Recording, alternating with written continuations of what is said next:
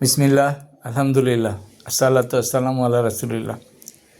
প্রথমেই আজকেই পদ্মার মর্মান্তিক দুর্ঘটনায় নিহত ব্যক্তিদের মাগফিরাতের জন্য দোয়া করছি।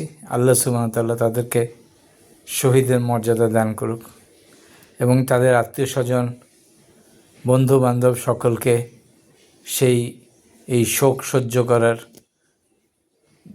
সামর্থ্য দান করুক। আমি সকাল থেকে গতকাল থেকে গল্পটি বলার জন্য সিদ্ধান্ত নিয়েছিলাম, কিন্তু বারবার ভুলে যাচ্ছি যে কি জানে একটা গল্প আমরা বলতে চাইছিলাম। তো আমি গল্পটা শিক্ষার জন্যই বলি, কাউকে খোঁচা দেওয়াও না। অনেক সময় কিছুটা খোঁচা দিয়ে শিক্ষার জন্য, মানুষকে জাগানোর জন্য খোঁচা আমি দেই, এটা আমি অস্বীকার করব না, কিছু খোঁচা দেই। এবং আমি আমার ক্লাসেও আমি মাঝে মাঝে কিছু মানুষকে জাগানোর জন্য খোঁচা দিই। তো এই গল্পটার মধ্যেও যদি কেউ সরাসরি নিজেকে আবিষ্কার করেন এবং একটু কষ্ট পান, এই কষ্টটা আমাকে মাফ করে দিন। গল্পটা সত্যি ঘটনা অবলম্বনে, এই জন্য সত্যি ঘটনা অবলম্বনে, কিন্তু একই রকম ঘটনা আমার জীবনে 2-3 বার ঘটছে। কারণ কি, গল্পটা সত্যি এবং গল্পটা একটি আদর্শের উপর ভিত্তি করে, একটি ফিলোসফির উপর ভিত্তি করে। সেটা হলো যে একদম একটু ডিফারেন্ট ওয়েতে গল্পটা একটু বলি। এটা এবার রিয়েল স্টোরিটা বলি, বুঝতে পারবেন সবাই। একটা কোম্পানির ম্যানেজিং ডিরেক্টর, উনি কাজ করতেন প্রাইম মিনিস্টার্স অফিসে। কাজ করতেন মানে উনি সময় কাটানোর জন্য ওখানে বসতেন, কারণ ওনার তখন কোনো এমপি পোর্টফোলিও ছিল না। তো সেই সময় তার পাশাপাশি জায়গায় বসতেন আরেকজন ব্যক্তি। তো তার এক শিক্ষকের ছেলে জন্য উনি একবার ওনাকে একটা রেফারেন্স দিয়েছিলেন যে, ভাই, আপনি তো অনেক ব্যবসায়ী মানুষ, এই ছেলেটাকে যদি কোনো কাজে লাগাতে পারেন, আপনি লাগাতে পারেন। উনি সেই ছেলেটার সিভি নিয়ে এসে ওনার অফিসের ওনার অফিসের যে দায়িত্বপ্রাপ্ত লোকজন, একজন বিশিষ্ট দায়িত্বপ্রাপ্ত লোকজন, তাকে উনি সিভিটা দিয়েছেন। এবং তিনি সিভিটা দেখে অ্যাসেসমেন্ট হচ্ছে, আরে এই ছেলে তো মিডিয়াতে পড়াশোনা করছে, আমাদের কোম্পানিতে কি করবে। অ্যাসেসমেন্ট ফেরত চলে গেছে যে একে দিয়ে আমাদের কোম্পানিতে কিছু হবে না। তো এরপরে উনি সামহাউ ওনার উত্তরে খুশি হয় নাই। ওনার ওই যে বিশিষ্ট ব্যক্তির জুনিয়র একজন ছেলে, আরেকজন মানুষ যিনি সিইও ছিলেন, তাকে উনি সিভিটা দিলেন, দিয়ে বললেন, দেখেন তো এই ছেলেটার জন্য আমাদের জন্য কোনো জায়গায় আছে কিনা, কোনো সুযোগ আছে কিনা। তা উনি আবার একা বসেন নাই, উনি এইচআর সহ, ওনার সিএফও সহ উনি বসলেন, যাচ্ছে কথা বলে দেখি তো ছেলেটা কি। এবং ছেলেটার সাথে কথা বলে, ছেলেটা একটা গার্মেন্টসে কাজ করছে এবং একটা ভালো জায়গায় কাজ করছে, ভালো প্রতিষ্ঠানে কাজ করছে, এবং তার নলেজের ডেপথ দেখে এই দুইজন তো বিস্মিত, আশ্চর্য হয়ে গেছে। এবং ওনারা এই ইন্ডাস্ট্রিতে, ওই ছেলেটা এই ইন্ডাস্ট্রিতে নাম করা, সবাই চিনে। যদিও উনি মারা গেছেন করোনার সময়, সবাই চিনে এমন একজন ব্যক্তি, তার সাথেও ওই ছেলেটা কাজ করছে। এটা যখন দেখলো যে আরে এ তো একটা জিনিয়াস, এ তো একটা রিসোর্স, মানে কি সেরকম রিসোর্স। তো একে না নেওয়ার তো কোনো কারণই নাই। একে কাজে লাগালে এই কোম্পানির আমূল পরিবর্তন করে দেওয়া সম্ভব। তো যাই হোক, ওনারা দুজন তাকে সিলেক্ট করছে, হ্যাপি হওয়ার পরে ডিসিশনটা এইভাবে নেওয়া হলো যে ছেলেটা আসলে এমডি স্যারের সাথেই কাজ করবে।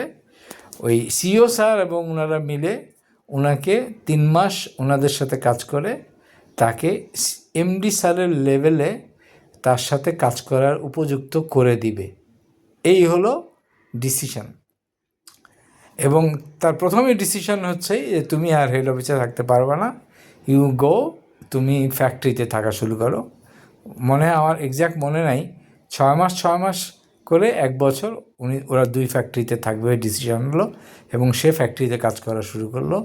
এবং সে সিও সাহেবের ইনস্ট্রাকশন, কিছুটা সিএফও সাহেবের ইনস্ট্রাকশন অনুযায়ী সে ওইখানে এই কাজের সূত্র ধরে বিভিন্ন ফরম্যাট বানানো, রিপোর্টিংয়ের জন্য তৈরি করা এবং সব কিছু গুছানো শুরু করলো।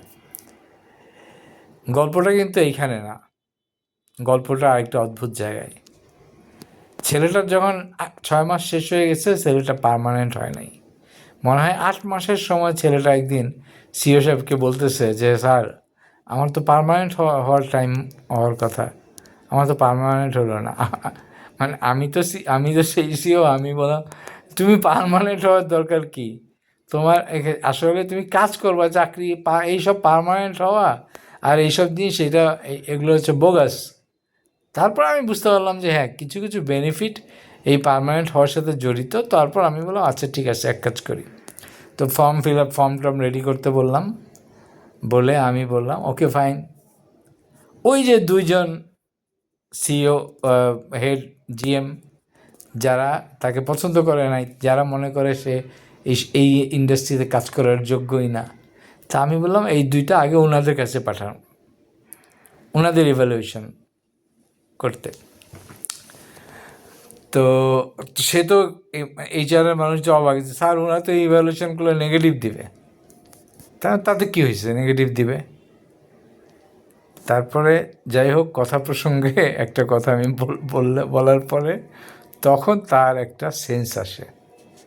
তা আমি বললাম যে আপনার কি ধারণা আমি কি এই ছেলের ইভ্যালুয়েশন করতে ওদের কাছে পাঠাবো, নাকি ওদের ইভ্যালুয়েশন করার জন্য ওদের কাছে পাঠাবো? প্র্যাকটিক্যালি বলছি আমি, যে একটা সিনিয়র মানুষের ইভ্যালুয়েশন কিভাবে করবেন আপনি। তো একটা সিনিয়র মানুষের ইভ্যালুয়েশন করার প্রথম শর্ত হচ্ছে সে কি অন্যদেরকে ইভ্যালুয়েট করতে পারে কি না, এইটাই তার প্রথম বৈশিষ্ট্য। সে যদি অন্যদেরকে ইভ্যালুয়েট করতে না পারে, সে সিনিয়র হওয়ার যোগ্যতাই নাই। প্র্যাকটিক্যালি বলি, আমি আমার আমার আমার মুখ খুব খারাপ, আমি অনেক সময় কথা বলি। আসলে ওনাদের ঘটনাটা ঘটে যাওয়ার পরে ওনাদের যে ইভ্যালুয়েশনটা আসছে, শুধু ওই ইভ্যালুয়েশনের ভিত্তিতে একটা যে কোনো মাল্টিন্যাশনাল কোম্পানিতে ওই 2 জিএমকে বের করে দিতে 1 ঘন্টাও নিত না, বের করে দিত। কেন বের করে দিত? আরেকটা, যেই মানুষকে এমডির আন্ডারে সরাসরি কাজ করছে, এমডি হ্যাপি, সিও হ্যাপি, এমনকি অন্য যারা আছে সবাই তার কাজে হ্যাপি, সেই 2জনকে তারা কমেন্ট দিছে সে তাদের কোম্পানিতে কাজ করার যোগ্য না। শুধু এই একটা কমেন্টের ভিত্তিতে তো ওদেরকে ইনস্ট্যান্ট ওই 2 জিএমকে রিলিজ করে দেওয়া যায়। গল্পটা বলছি এই জন্য, বাকিদের শিক্ষার জন্য। আপনি যদি মানুষকে ইভ্যালুয়েশন করতে না পারেন, আপনি আপনার কোম্পানিতে আপনি চাকরি করার যোগ্য না। এবার আসি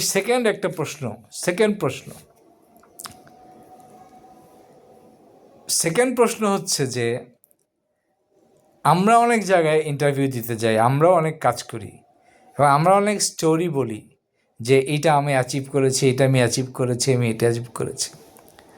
তা এই শোনার পরে এটাও বলছি, রিসেন্ট ঘটনা শোনার পরে আমি হাসলাম যে একজন বলছে যে ওনার তো কোনো অ্যাচিভমেন্ট নাই, আমার ব্যাপারে বলছে।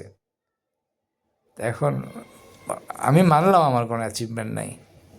তা ধরেন যিনি বলেছে উনি এইচআর ওডি নিয়ে কাজ করে এবং ওই কোম্পানিতে কোনো ইন্ডিভিজুয়াল পারফরমেন্স ম্যানেজমেন্ট হয় না।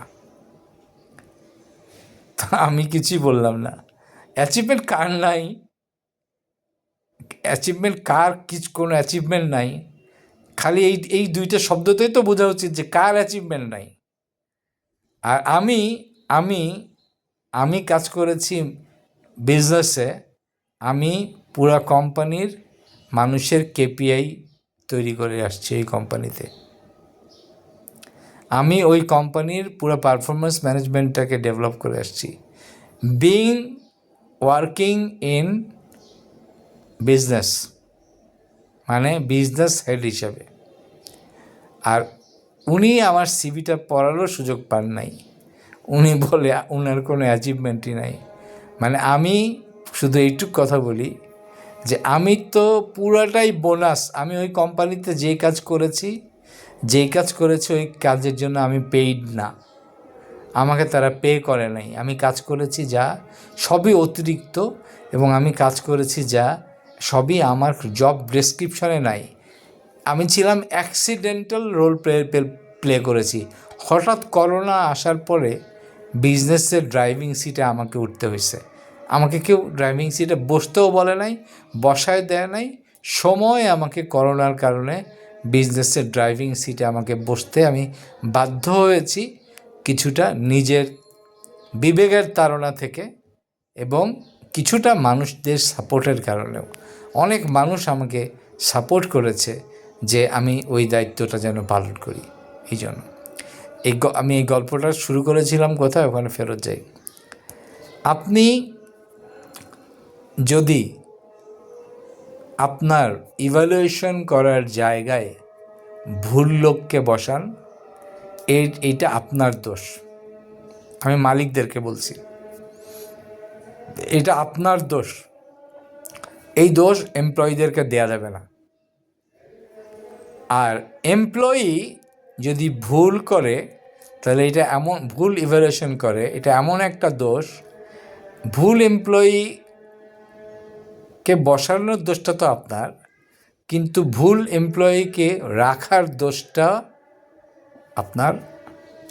সুতরাং আপনি এখান থেকে বাঁচতে হলে যারা ইভ্যালুয়েশন করতে পারে না, তাদেরকে একদিন যদি আপনি বেশি রাখেন, এর জন্য যে ক্ষতি হবে, এই ক্ষতির দায়টাও আপনাকে নিতে হবে।